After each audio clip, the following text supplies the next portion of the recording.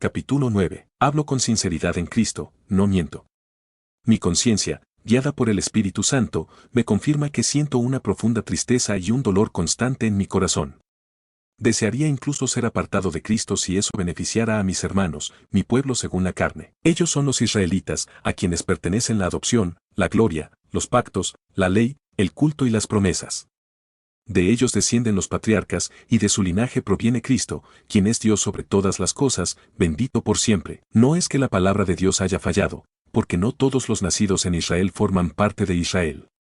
Tampoco todos los descendientes de Abraham son considerados sus hijos, sino que en Isaac fue establecida la descendencia prometida. Es decir, no son los hijos según la carne quienes son reconocidos como hijos de Dios, sino los hijos de la promesa. La promesa fue que Sara tendría un hijo en el tiempo señalado. Y esto no se limitó a ella, pues también ocurrió con Rebeca cuando concibió de Isaac. Antes de que sus hijos nacieran o hubieran hecho bien o mal, Dios determinó su propósito según su elección, no por obras humanas, sino por aquel que llama. A Rebeca se le dijo que el mayor serviría al menor, y así quedó escrito: a Jacob amé, pero a Esaú rechacé. Entonces, ¿hay injusticia en Dios? De ninguna manera. Él le dijo a Moisés que tendrá misericordia de quien él quiera y se compadecerá de quien él decida. Por lo tanto, no depende del esfuerzo humano, sino de la misericordia de Dios. La Escritura también dice al faraón que Dios lo levantó para mostrar su poder y que su nombre fuera proclamado en toda la tierra. Así, Dios tiene misericordia de quien quiere y endurece a quien quiere. Alguien podría preguntar, ¿por qué Dios nos culpa si nadie puede resistir su voluntad? Pero, ¿quiénes somos nosotros para cuestionar a Dios? ¿Acaso lo creado puede reclamarle a su Creador por la forma en que fue hecho? El alfarero tiene poder sobre la arcilla para hacer con la misma masa un objeto de honor y otro de uso común. Y si Dios, queriendo mostrar su ira y su poder, ha soportado con paciencia a quienes están destinados a la destrucción, y si lo ha hecho para manifestar su gloria sobre aquellos a quienes ha preparado para recibir misericordia, es decir, a nosotros, tanto de entre los judíos como de entre los gentiles, en el libro de Oseas, Dios declara que llamará a su pueblo a quienes antes no lo eran, y amada a la que no era amada. También dice que en el lugar donde se les dijo ustedes no son mi pueblo, serán llamados hijos del Dios viviente. Isaías, por su parte, anuncia que aunque el número de los hijos de Israel sea incontable, solo un remanente será salvo, pues el Señor ejecutará su palabra con rapidez y firmeza. Y si Dios no hubiera dejado descendencia, Israel habría terminado como Sodoma y Gomorra. ¿Qué podemos decir, entonces? Que los gentiles, aunque no buscaban la justicia, la alcanzaron por medio de la fe. En cambio, Israel, que perseguía la justicia a través de la ley, no la logró. ¿Por qué? Porque intentaron obtenerla por obras y no por fe. Tropezaron con la piedra de tropiezo, como está escrito: he puesto en Sión una piedra de tropiezo y una roca de escándalo, pero quien crea en él no será avergonzado. Capítulo 10. Hermanos, el anhelo de mi corazón y mi oración a Dios por Israel es que alcancen la salvación. Doy testimonio de que tienen un gran fervor por Dios, pero carecen de un conocimiento pleno. Al no comprender la justicia de Dios y tratar de establecer la suya propia, no se han sometido a la justicia divina. Cristo es el cumplimiento de la ley, trayendo justicia a quienes creen en él.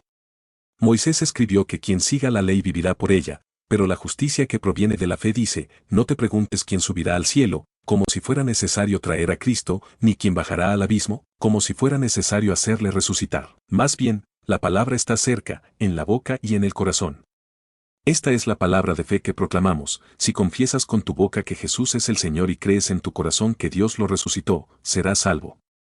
La fe en el corazón conduce a la justicia, y la confesión con la boca lleva a la salvación. La Escritura afirma que quien confía en él no será avergonzado. No hay diferencia entre judíos y gentiles, pues el mismo Señor es generoso con todos los que le invocan. Quien clame a su nombre será salvo. Pero, ¿cómo podrán invocarle si no han creído en él? ¿Cómo creerán si no han oído hablar de él? ¿Cómo oirán si nadie les predica? ¿Y cómo predicarán si no han sido enviados? Como está escrito, qué hermosos son los pies de los que anuncian las buenas noticias. Sin embargo, no todos han aceptado el Evangelio, pues Isaías pregunta: Señor, ¿quién ha creído nuestro mensaje? Por eso, la fe viene por el oír, y el oír por la palabra de Cristo. Pero pregunto, ¿acaso no han oído? Por supuesto que sí. Su voz ha resonado en toda la tierra, sus palabras han llegado a los confines del mundo. ¿No entendió Israel? Moisés ya había advertido que Dios provocaría celos en ellos usando a un pueblo ajeno y los haría enojar con una nación sin entendimiento.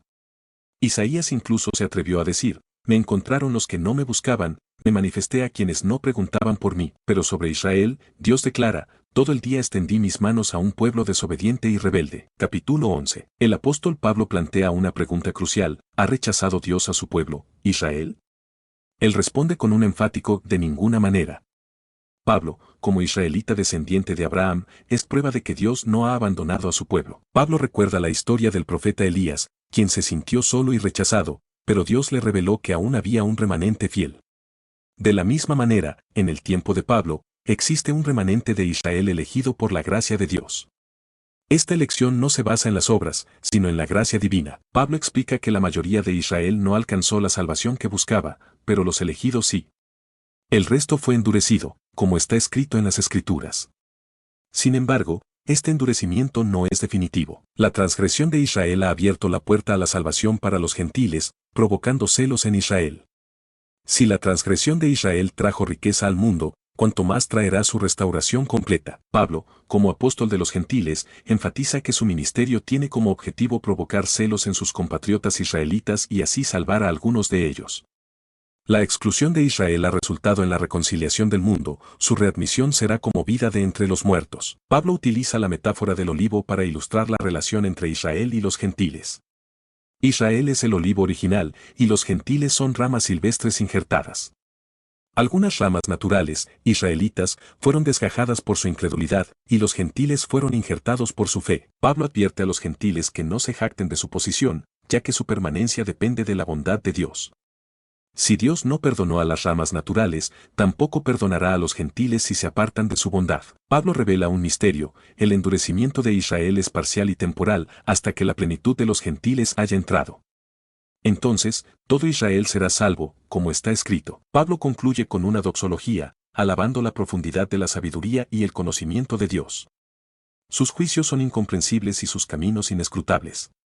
Todo proviene de Dios, existe por medio de Él y es para su gloria por siempre. Capítulo 12. El apóstol Pablo exhorta a los creyentes a ofrecer sus cuerpos como un sacrificio vivo, santo y agradable a Dios, lo cual considera su verdadero acto de adoración. Los insta a no conformarse a los patrones de este mundo, sino a ser transformados mediante la renovación de su mente, para discernir la voluntad de Dios, que es buena, agradable y perfecta. Pablo advierte contra el orgullo, animando a cada persona a tener un concepto sobrio de sí misma, según la medida de fe que Dios le ha dado.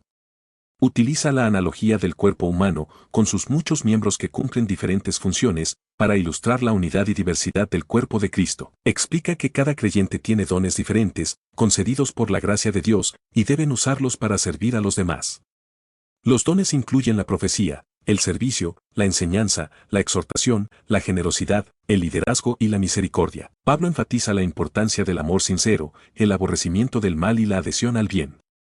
Insta a los creyentes a amarse fraternalmente, a honrarse mutuamente, a ser diligentes en el servicio al Señor, a ser gozosos en la esperanza, pacientes en la tribulación y constantes en la oración. También los anima a compartir con los necesitados, a practicar la hospitalidad, a bendecir a quienes los persiguen, a gozarse con los que se gozan y a llorar con los que lloran. Pablo los exhorta a tener unidad de pensamiento, a no ser arrogantes, a asociarse con los humildes y a no confiar en su propia sabiduría. Los insta a no devolver mal por mal, a buscar el bien delante de todos, a vivir en paz con todos en la medida de lo posible y a no buscar venganza, sino a dejarla en manos de Dios. Concluye animando a los creyentes a vencer el mal con el bien, siguiendo el ejemplo de Jesús. Capítulo 13. El apóstol Pablo exhorta a todos a someterse a las autoridades gubernamentales, ya que toda autoridad proviene de Dios. Por lo tanto, quien se opone a la autoridad se opone a lo establecido por Dios y recibirá la debida consecuencia. Pablo explica que los gobernantes no son motivo de temor para quienes hacen el bien, sino para quienes hacen el mal. Alienta a hacer el bien para recibir la aprobación de la autoridad, ya que ésta es un servidor de Dios para el bien del ciudadano. Sin embargo, advierte que quienes hacen el mal deben temer, ya que la autoridad tiene el poder de castigar. Por lo tanto, es necesario someterse a la autoridad no solo por temor al castigo, sino también por motivos de conciencia. Pablo menciona el pago de impuestos como una obligación, ya que los gobernantes son ministros de Dios que se dedican a esta tarea. Pablo insta a pagar a cada uno lo que se le debe: impuestos, tributos, respeto y honra. Pero sobre todo, enfatiza la importancia de no tener deudas pendientes, excepto la deuda del amor mutuo, ya que el amor al prójimo cumple la ley. Pablo resume los mandamientos en el principio de amar al prójimo como a uno mismo. El amor no perjudica al prójimo, por lo que el amor es el cumplimiento de la ley. Pablo exhorta a los creyentes a ser conscientes del tiempo en que viven, ya que la salvación está más cerca que cuando comenzaron a creer. Los anima a despertar del sueño espiritual, a abandonar las obras de la oscuridad y a revestirse de las armas de la luz. Pablo insta a vivir de manera honorable, como a plena luz del día, evitando los excesos, la inmoralidad y las contiendas.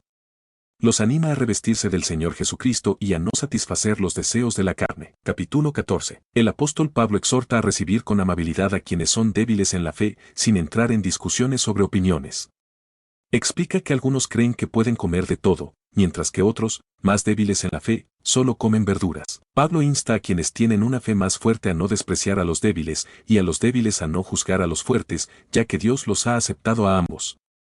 Recuerda que cada persona es responsable ante su propio Señor, quien tiene el poder de sostenerla. Pablo aborda la cuestión de la observancia de ciertos días, señalando que algunos consideran un día más importante que otro, mientras que otros consideran todos los días iguales. Cada persona debe estar plenamente convencida de lo que cree. Pablo enfatiza que todo lo que se hace, ya sea comer o abstenerse de comer, debe hacerse para honrar al Señor, dando gracias a Dios en todo momento. Recuerda que la vida y la muerte de cada creyente pertenecen al Señor, ya que Cristo murió y resucitó para ser Señor de vivos y muertos. Pablo advierte contra el juicio y el desprecio hacia los hermanos, recordando que todos comparecerán ante el tribunal de Dios y rendirán cuentas de sus actos. Por lo tanto, insta a evitar poner tropiezos o dificultades en el camino de los demás. Pablo afirma que nada es impuro en sí mismo, pero si alguien considera algo impuro, entonces para esa persona lo es. Advierte que si la comida causa tristeza a un hermano, se está actuando en contra del amor. Por lo tanto, alienta a no permitir que lo que se considera bueno sea motivo de crítica. Pablo recuerda que el reino de Dios no se trata de comida o bebida, sino de justicia, paz y gozo en el Espíritu Santo. Quien sirve a Cristo de esta manera agrada a Dios y es aprobado por los demás. Pablo insta a buscar la paz y la edificación mutua, evitando destruir la obra de Dios por cuestiones de comida. Aunque todas las cosas son puras, es malo causar tropiezo a otros por lo que se come. Pablo concluye que es mejor abstenerse de ciertas cosas si pueden causar tropiezo a un hermano. La fe personal debe mantenerse delante de Dios, y quien no se condena a sí mismo por lo que aprueba es dichoso. Sin embargo, quien duda y come, se condena, porque no actúa por fe, y todo lo que no proviene de la fe es pecado. Capítulo 15. Pablo exhorta a los creyentes más fuertes a llevar las cargas de los débiles y a no buscar su propio agrado. Los anima a agradar a su prójimo para su bien y edificación, siguiendo el ejemplo de Cristo, quien no se agradó a sí mismo, sino que asumió las afrentas de otros. Pablo recuerda que las Escrituras fueron escritas para enseñar, dar esperanza y ánimo a través de la perseverancia. Pide a Dios que conceda unidad de pensamiento entre los creyentes, para que juntos glorifiquen a Dios. Pablo insta a recibir a los demás como Cristo los recibió, para la gloria de Dios. Explica que Cristo vino para confirmar las promesas hechas a los patriarcas y para que los gentiles glorifiquen a Dios por su misericordia, como está escrito en las Escrituras. Pablo expresa su confianza en la bondad y conocimiento de los creyentes, capaces de aconsejarse mutuamente. Sin embargo, con valentía, les recuerda ciertos asuntos, gracias a la gracia que Dios le ha dado para servir a los gentiles. Pablo se gloría en Cristo por lo que ha hecho a través de él para la obediencia de los gentiles, mediante palabras, obras, señales y prodigios, y el poder del Espíritu. Ha proclamado el Evangelio donde Cristo no era conocido, siguiendo las Escrituras. Pablo explica que su deseo de visitar a los creyentes se ha visto frustrado, pero ahora, sin más campo de trabajo en esas regiones, espera viajar a España y verlos en el camino. Antes de su viaje a España, Pablo tiene la intención de ir a Jerusalén para servir a los santos allí. Menciona que las iglesias de Macedonia y Acaya han contribuido con una ofrenda para los pobres de Jerusalén, reconociendo su deuda con ellos por compartir bienes espirituales. Pablo planea visitar a los creyentes en su camino a España, confiando en que llegará con la plenitud de la bendición de Cristo. Pablo pide a los creyentes que oren fervientemente por él, para que sea librado de los incrédulos en Judea, para que su servicio en Jerusalén sea aceptable a los santos, y para que pueda visitarlos con alegría y descanso. Pablo concluye deseando que el Dios de paz esté con todos los creyentes. Capítulo 16. Pablo presenta a Febe, una sierva de la iglesia, recomendándola para que sea recibida con honra y asistida en sus necesidades, ya que ha sido de gran ayuda para muchos, incluyendo al propio Pablo. Envía saludos a Priscila y Aquila, colaboradores cercanos que arriesgaron sus vidas por él, y a la iglesia que se reúne en su casa. También saluda a otros creyentes como Epeneto, María, Andrónico y Junias, Amplias, Urbano y Estaquis, Apeles, los de la casa de Aristóbulo, Herodión, los de la casa de Narciso, Trifena y Trifosa, Pérsida, Rufo y su madre, Asíncrito, Flegonte, Hermas, Patrobas, Hermes, Filólogo y Julia, Nereo y su hermana, Olimpas y todos los santos que están con ellos. Pablo insta a saludarse mutuamente con un beso santo y transmite los saludos de todas las iglesias de Cristo. Advierte sobre aquellos que causan divisiones y tropiezos, alejándose de la sana doctrina, y pide a los creyentes que se aparten de ellos. Explica que estas personas no sirven a Cristo, sino a sus propios intereses, engañando con palabras suaves a los ingenuos. Pablo se alegra de la obediencia de los creyentes, pero los anima a ser sabios para el bien e inocentes para el mal. Confía en que el Dios de paz pronto aplastará a Satanás bajo sus pies. Timoteo, Lucio, Jasón y Sosípater envían saludos, al igual que Tercio, quien escribió la carta, Gallo, Erasto y Cuarto. Pablo concluye con una doxología, alabando a Dios por su poder para fortalecer a los creyentes mediante el Evangelio de Jesucristo, el misterio revelado a todas las naciones para la obediencia de la fe, y al único Dios sabio, a quien sea la gloria por siempre.